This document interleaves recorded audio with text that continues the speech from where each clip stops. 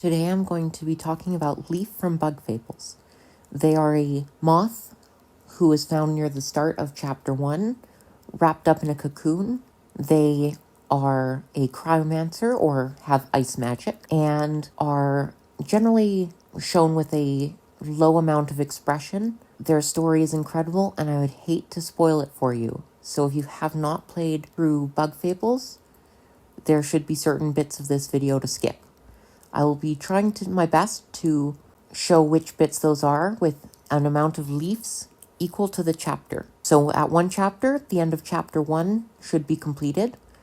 With 2 leaves, there should be chapter 2 completed, 3 leaves, chapter 3, etc. If there are 8 leaves, that means that you really should have completed the side quest for Leaf, which, if I recall correctly, can be done by the end of chapter 4. As for why I'm talking about Leaf in particular, I believe he is autistic, and today I'm going to talk about why. Leaf is very important to me as he is shown to be well looked after by his friends Kabu and V, and has just a beautiful little adventure with them. He's treated like any other bug on this world and is able to adventure with the best of them.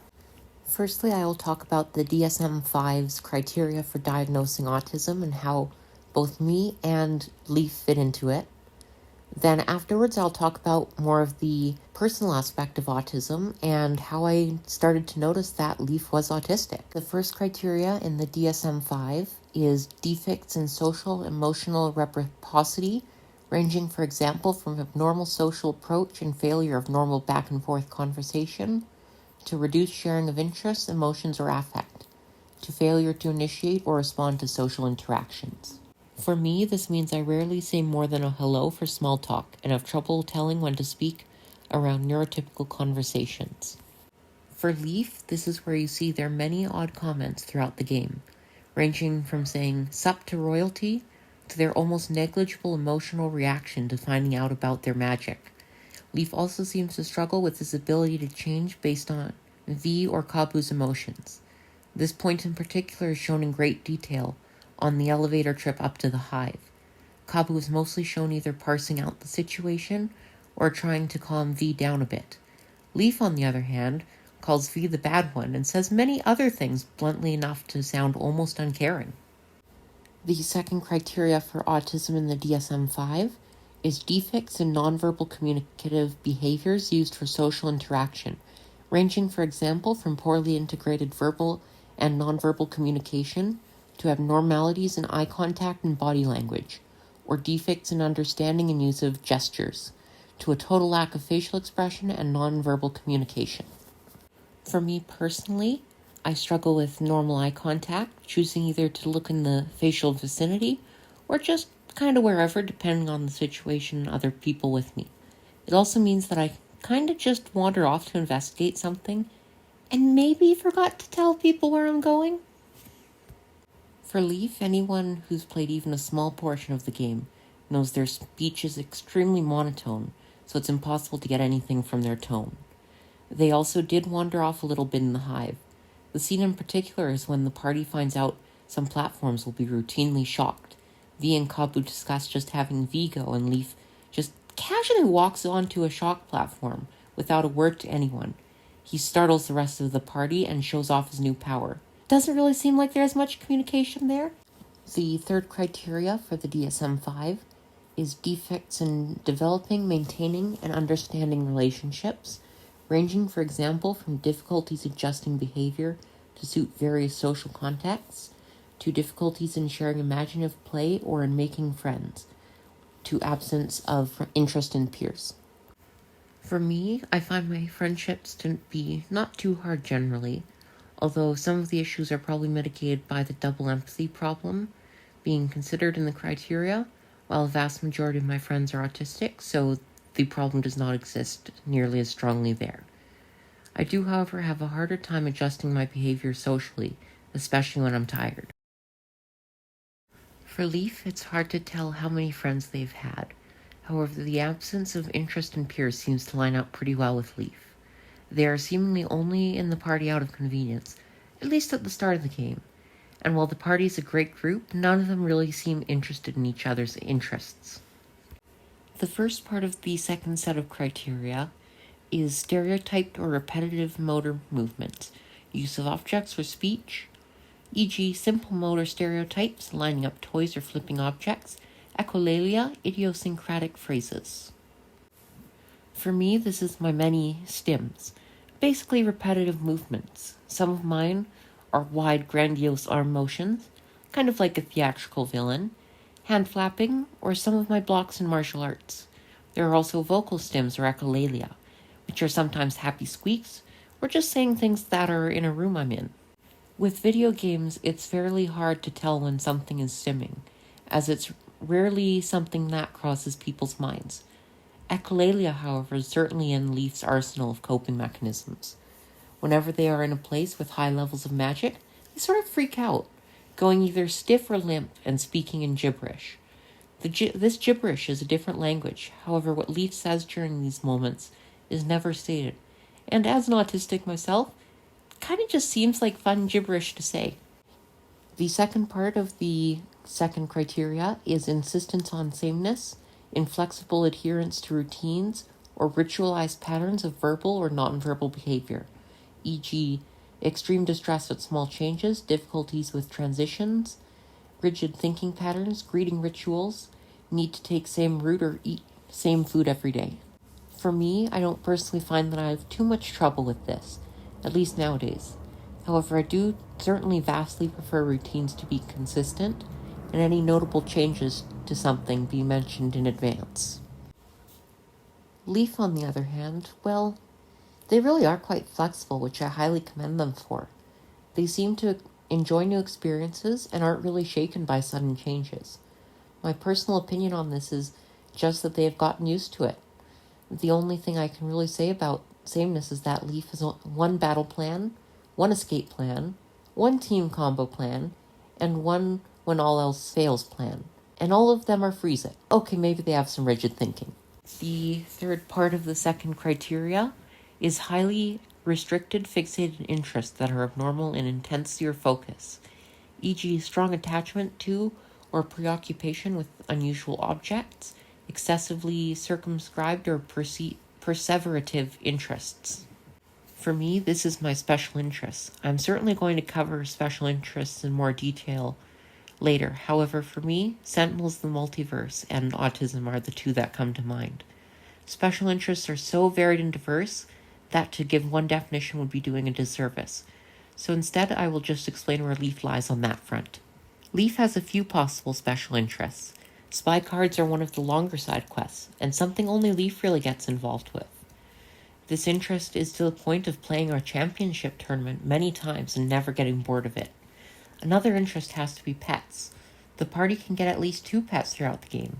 One is a little bed bug which you can use to rest anywhere once, and the other is a combatant. With the bed bug, there's an exchange of a few lines of dialogue that eventually ends with Kabu saying, "Remember, we must return him." This confused me the first time. However, Kabu is definitely talking to Leaf, as they express great interest in keeping this bed bug. The second pet is Chompy, a chomper, and Leaf also loves this pet. However, Leaf isn't done with 2 pets, as spying on most cute enemies has Leaf asking to adopt it.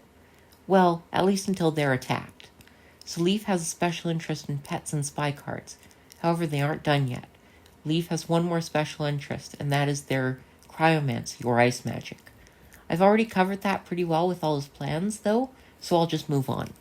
The fourth part of the second criteria is hyper or hyporeactivity to sensory input or unusual interest in sensory aspects of the environment, e.g. apparent indifference to pain/temperature, adverse response to specific sounds or textures, excessive smelling or touching of objects, or visual fascination with lights or movement.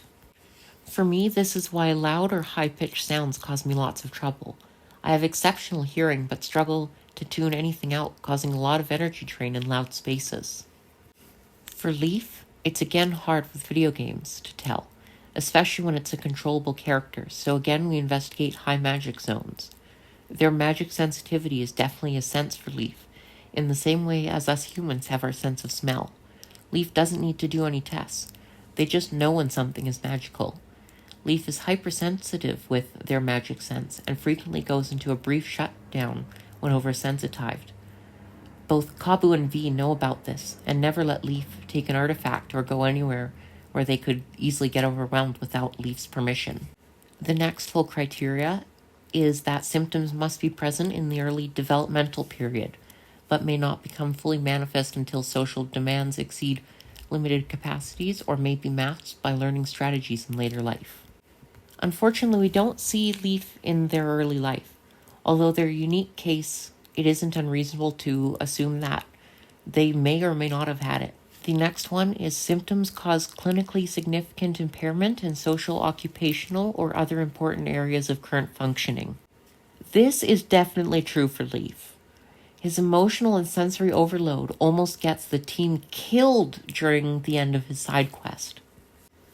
The final criteria is that these disturbances are not better explained by intellectual disability, intellectual developmental disorder, or global developmental delay. Intellectual disability and autism spectrum disorder frequently co-occur to make comorbid diagnoses of autism spectrum disorder and intellectual disability. Social communication should be below that expected for general developmental level. Again, this is tricky to tell. However, Leaf does know how physics work and can function on their own without too many mental issues. So it's safe to say that it is probably mostly based on the autism side than the developmental delay side. If I was a licensed professional for diagnosing autism, Leaf would now qualify for all the criteria for it. However, that's not all there is to autism or to Leaf. However, to get into the more personal side of it, I do need to go into the more spoilery parts of the game. So if you're thinking of getting the game or playing it or watching it at all, please stop watching here until after you've played the game. One of the reasons why Leaf is a very odd case for the age portion is that he is two entities, kind of. Basically, he got his magical ice powers from the cordyceps fungus that infested him upon his death. That's why he survived so long inside the cave and why he's still alive despite seemingly not aging or being eaten by a spider. So it could mean that he was autistic beforehand. It could mean that the cordyceps was autistic and that's why it didn't just fully take him over. Could be that they both were. I'm not really sure. It's not explored enough for me to concretely say it either way. A little disclaimer I've got to give on a couple of the things here is one of the things that Leaf is quite incredible at compared to your average autistic is getting over his sensory. Please do not just give the autistic person seconds if they get into an overload state. Leaf is special. Leaf is tough. Please don't just give seconds. It's a video game. It's not fully realistic. Leaf's diagnosis process was quite an interesting one for me. Their interest in ice magic seemed to catch my attention first. But as I went through the game, the interest of special interests became more seeming to center around pets instead of ice. Then I found out about their overloads and started realizing that that was a big thing. Shortly after connecting that to their echolalia. And over time, I eventually remembered that I made a little joke to myself about the flat monotone voice being so much in Leaf that he might as well be autistic with it. And I guess I was right there. Leaf's side quest in Bug Fables is one of the most emotional and hard-hitting ones in the game. It's about how Leaf was found, what happened to him, and why. And it's quite tragic. It takes place in Snakemouth Den, where the first chapter happens. And behind the doors that, near the very start of it, you saw unlock, only after falling down and seeing the spider. And you can finally go through those doors. And the atmosphere changes.